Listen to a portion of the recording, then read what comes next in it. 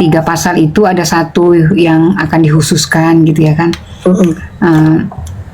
Ya kalaupun andai kata memang TPPU dan sebagainya kan pasti yang ngasih uang juga kan di ini juga kan, dicari juga harusnya uangnya dari mana, dan itu akan lebih melelahkan lagi. Iya, Jadi harusnya. Dan kemarin kan ada dibuat isu. Karena kan setelah kita pembahasan, jika kalian meyakinkan ini adalah pasal TPPU, maka sumber dana itu juga harus dicari tahu. Dari mana? Karena yang mau mencuci itu kan siapa? Iya toh? Sumbernya.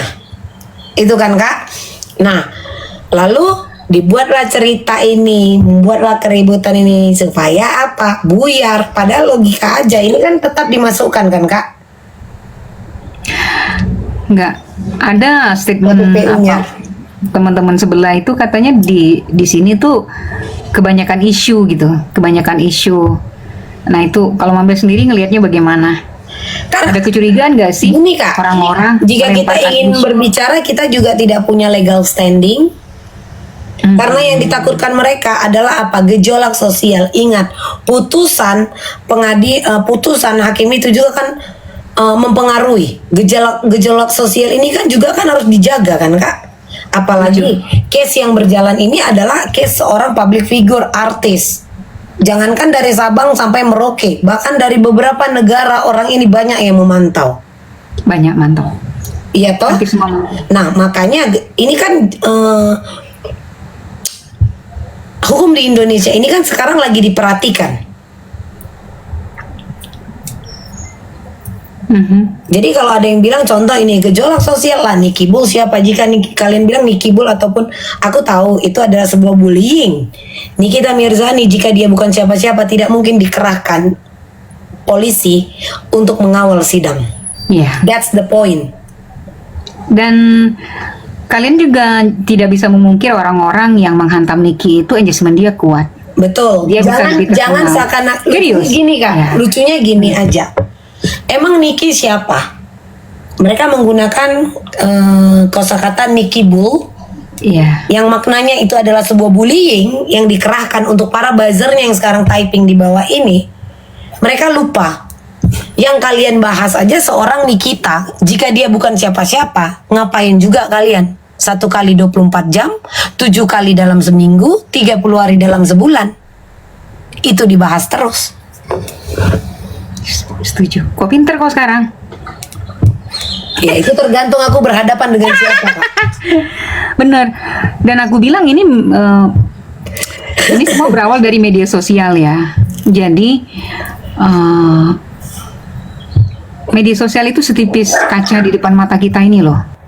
Gampang banget kalian tersulut emosi. Nah kalau Mambel pinter dia.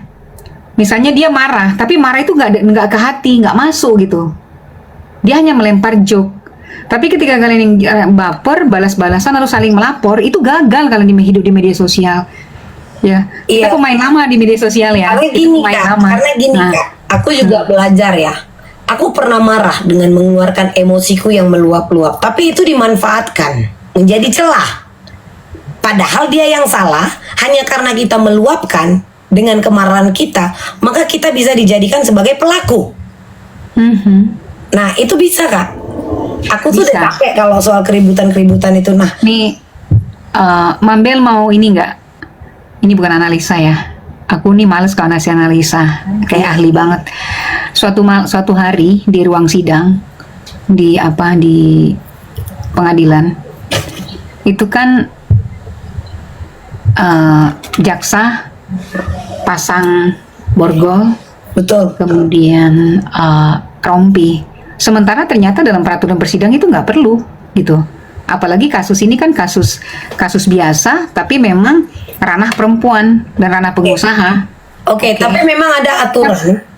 Jika hakim ini, inilah kenapa kata Nicky kemarin yang dia berbesar hati, dia bilang tidak apa-apa di beberapa pekan lalu ya Kak, dia keluar dari ruang sidang 2 minggu lalu kalau nggak salah. Tidak apa-apa saya ditahan, saya akan menjalaninya supaya masyarakat Indonesia juga belajar dari kasus saya ini. Nah, dan dari situ juga aku tahu bahwa memang setelah hakim mengetuk palu, terdakwa adalah sepenuhnya kuasa milik jaksa. Yap. Betul, memang itu kan. Cuman itu kan memang aku bilang dari hasil kita berbicara ngobrol ya Kak, ini masih abu-abu. Apakah boleh diperlakukan seperti itu? Seperti ada pemaksaan atau itu boleh dilakukan di dalam ruang sidang atau di luar ruang sidang? Di luar ruang sidang. Dan itu tidak ada kewajiban. Banyak kok yang aku tanya juga beberapa lawyer senior juga adalah yang kritik-kritik. Aku kan di balik layar juga ngomong-ngomong tuh Cari gini, tahu kita kan Kak. Cari tahu dong. Nah itu kan sebenarnya kan. Nah yang aku tahu adalah oke, ini bergeserlah kita, bergeserlah kita bahwa ini dari aturan. Secara manusiawi, Niki ini kan tidak merugikan negara, tidak ada korban jiwa, bukanlah seorang gembong narkoba ataupun teroris. Tapi kenapa perlakuannya melebihi seorang koruptor, memaksakan? Itu satu. Yang kedua, yang aku lihat, jaksa penuntut umum itu adalah perwakilan dari pelapor yang disediakan oleh lembaga pemerintahan. Ya, betul. Tapi kenapa yang ditunjukkan itu seperti urusan personal ke personal, bukan sebagai perwakilan dari lembaga pemerintahan? Itu yang aku lihat. Emang. Nggak usah jauh-jauh Kak, di ruang sidang kita datang. Waktu sidang ini real aku alami ya. Sidang Mail itu kan biasanya malam, kalau nggak udah sore. Terus orang kan udah banyak pulang kan. Jadi aku habis kelar makan, kita berempat, kita masuk ke ruang sidang. Hanya ada nggak nyampe 20 orang lah di dalam. Kita datang berempat, itu kan langsung kelihatan kan. Jaksa penuntut umum ini melotot, ngeliatin satu persatu.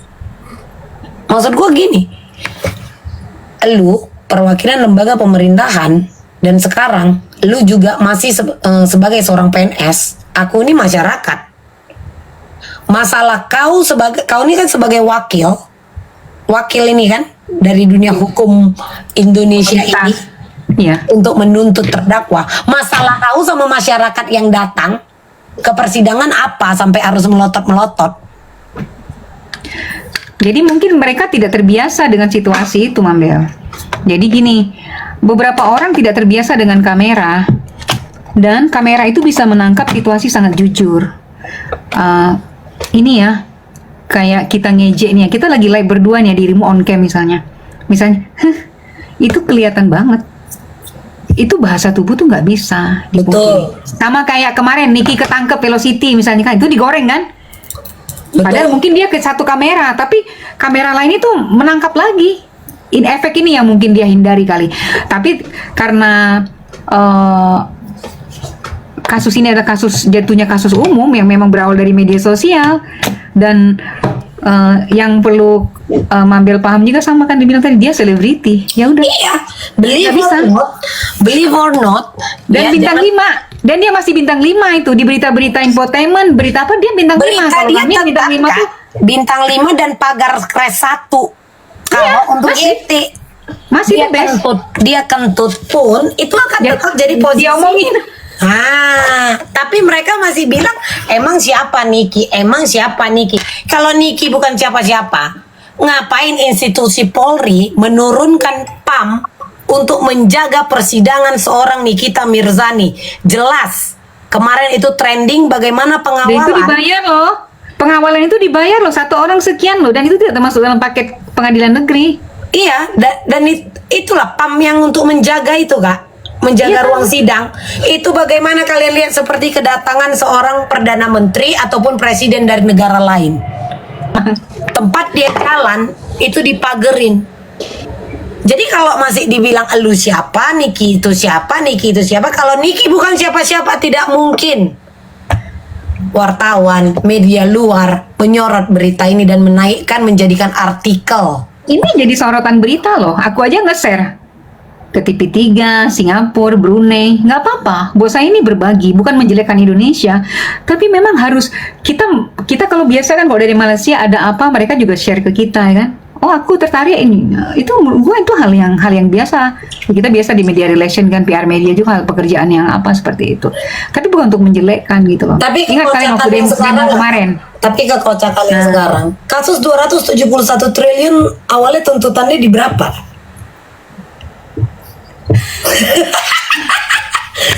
Ya, iya kan? Oke, aku mau sampaikan juga ya. Tadi belum selesai kan. Kamera, ada beberapa. Ini sorry ya. Ini bisa saja beberapa orang pesan. Coba pasangin dia ini, pasangin dia ini. Dia marah. Dan itu jadi tontonan, jadi konten, you know. Itu hal yang sangat biasa dilakukan oleh banyak orang. Apalagi yang berkasus itu perempuan. Akan banyak gimmick-gimmick yang ada. Karena semua bawa perasaan kan. Jadi mematikan karakter yang paling hebat tuh dari kamera. Waktu dia marah, dia ngamuk, tapi dia kan nggak mau diperlakukan, dia berdiri tegak nahan kayak gini. Nah si jaksa mungkin nggak nyangka kan, kok bisa dia kayak gini kan ngelawan. Maksud saya tadi aku ngangkat petarung tuh itu dia mampu menganalisa, membuat sesuatu saya lagi diapain. Nah itu yang maksud saya itu menjadi semacam nilai-nilai lain. Ya kalau maksudnya ada yang buruk dari dia mesti dia perbaiki setelah ini. Itu beda. Ada. Dia harus perbaiki itu ya, Mambel. Mambel juga pasti setuju. Betul. Harus diperbaiki. Tapi memang tipikal dia ini tipikal fighter. Iya, betul. Susah Kak. Karena gini Kak, yang diharapkan orang-orang ini ataupun pembenci Niki itu Kak, seperti kasus-kasus jika seorang wanita tersandung kasus pidana. Langsung pakai kerudung hitam. Tiba pakai kerudung, pasang muka sembah, muka sedih, kepala menunduk. Itulah yang diinginkan mereka. Sementara itu tidak ada. Gini ya kan? Sementara Niki tetap, kan? Niki tetap membusungkan dada. Tampil cantik. Jadi trendsetter lagi. Fashionnya juga dinilai oleh para pecinta dunia fashion, bahkan beberapa fashion stylist aku lihat. Bahkan mereka juga bilang dia akan menjadi trendsetter fashion media itu. Nah, lebih konyol lagi Kak, sempat lagi lebih lucu adalah berita receh sebenarnya ya Kak, kacang goreng. Lihat itu, masa udah jadi terdakwa datang ke sidang dandan AIWO. Dia ini masih menjadi tahanan titipan jaksa, bukan seorang narapidana. Basicnya dia adalah seorang artis yang menomorsatukan penampilan dalam setiap dia bekerja, apalagi dia masih tersandung kasus. Karena yang ingin dilihat orang ini Kak, mental Niki ini jatuh. Iya. Tapi gagal di situ. Gagal. Dan sebenarnya ini membuka mata juga untuk wawasan terbaru di Indonesia gitu, bahwa kamu hadir sidang itu tidak harus hitam putih, berkerudung atau bertopi. Diwajibkan bertopi, berkerudung itu ternyata enggak gitu loh. Kamu masih bisa punya harga diri, punya kekuatan, punya energi positif. Dan kamu masih mereka melakukan hal itu Kak? Karena mereka tahu mereka salah. Karena mereka juga tahu bahwa perilaku seorang terdakwa itu menjadi nilai pertimbangan pada putusan pengadilan. Ini putusan ya Kak? Putusan ya. Iya. Dan itu dilakukan mereka karena mereka tahu mereka salah. Kalau Niki ini kan memang nggak salah. That's a business, man. This is business, man. Gue nggak salah.